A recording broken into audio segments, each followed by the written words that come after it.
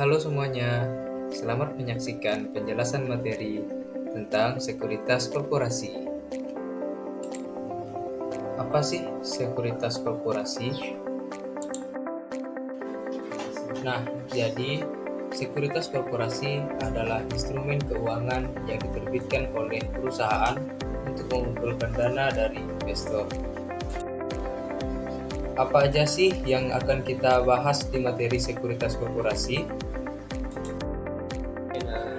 Dalam materi sekuritas korporasi, materi yang akan kita bahas ada saham, obligasi, dan otoritas pengambilan keputusan.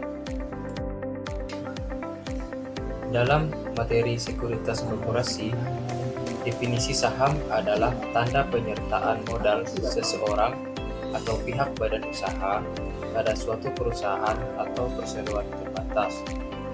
Nah, saham memberikan hak kepada pemegangnya atas serangkaian hak properti dan tata kelola. Saham adalah jenis sekuritas yang menyatakan hak dan manfaat sah organisasi atau perusahaan penerbit. Nilai saham ditentukan oleh investor dan profesional lainnya dengan menggunakan metode analisis yang berbeda. Nah, metode ini mempertimbangkan banyak faktor seperti kinerja perusahaan saat ini dan prospek masa depan, kebijakan dividen, reputasi, kondisi makroekonomi, dan dukungan atau campur tangan pemerintah dalam bisnis. Nah, dalam hal ini, kualitas struktur tata kelola suatu perusahaan merupakan komponen penting dalam keputusan investasi. Struktur tata kelola perusahaan yang kuat memberikan sinyal kepada pemegang saham bahwa hak kepemilikan mereka akan terlindungi, sehingga menjadikan perusahaan sebagai investasi yang lebih aman dan menarik. Nah, selanjutnya obligasi.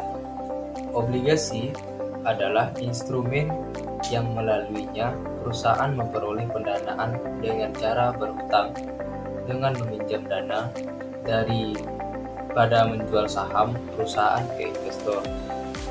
Saat menerbitkan obligasi, perusahaan berjanji untuk membayar kembali kepada pemberi pinjaman atau investor sejumlah pinjaman pokok, ditambah dengan bunga selama jangka waktu tertentu.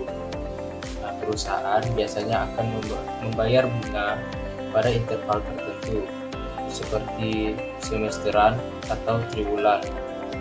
Nah, ketika jangka waktu yang ditentukan berakhir, obligasi jatuh tempo dan penerbit harus melunasi seluruh utangnya kepada investor.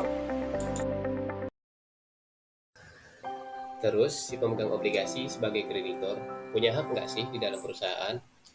Tentu saja punya.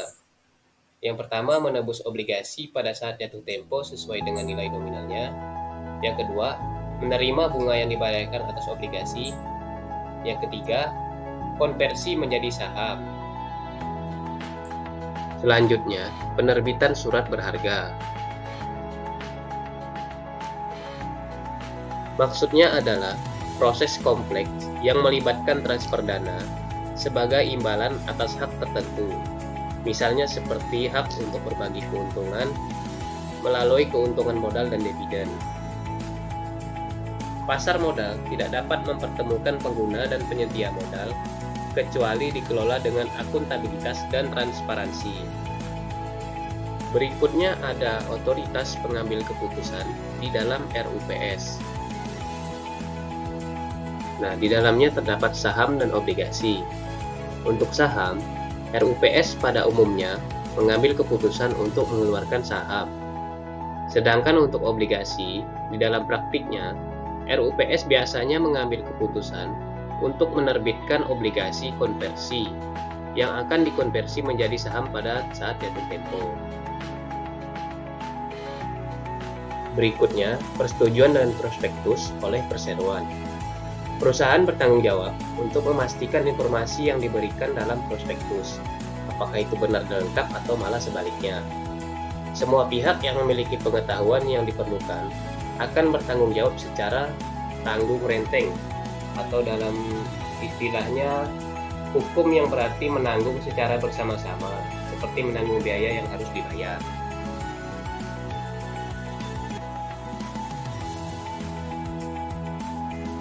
persetujuan berkas pendaftaran efek. Penempatan surat berharga merupakan transaksi sebenarnya antara perusahaan dengan investor. Transaksi ini tunduk pada beberapa persyaratan hukum dan hanya akan berlaku jika prosedurnya terpenuhi. Nah, berikut ini adalah beberapa prosedurnya. Yang pertama yaitu jumlah efek yang ditempatkan. Yang kedua, publikasi pengumuman. Yang ketiga, dimulainya penawaran. Dan yang terakhir adalah akhir penawaran. Berikutnya adalah konversi surat berharga. Perseroan bermaksud mengurangi modal dasar dengan menurunkan nilai nominal saham tanpa mengubah jumlah saham. Dengan cara ini, perusahaan menarik saham dari pemegang saham dan menerbitkan saham baru dengan nilai nominal yang lebih rendah. Konversi surat berharga yang berikutnya adalah obligasi. Obligasi konversi menjadi saham memang meningkatkan modal dasar perusahaan penerbit. Namun, dampak konversi ini sudah diperkirakan sejak perusahaan menerbitkan obligasi.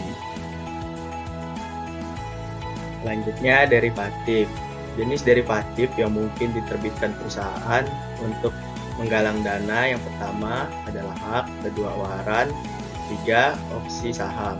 Jenis derivatif lainnya seperti opsi beli, opsi jual, kontrak berjangka, kelas sekuritas, atau indeks digunakan terutama oleh lembaga keuangan, misalnya bank atau perusahaan sekuritas untuk tujuan perdagangan atau sebagai instrumen pengurangan risiko.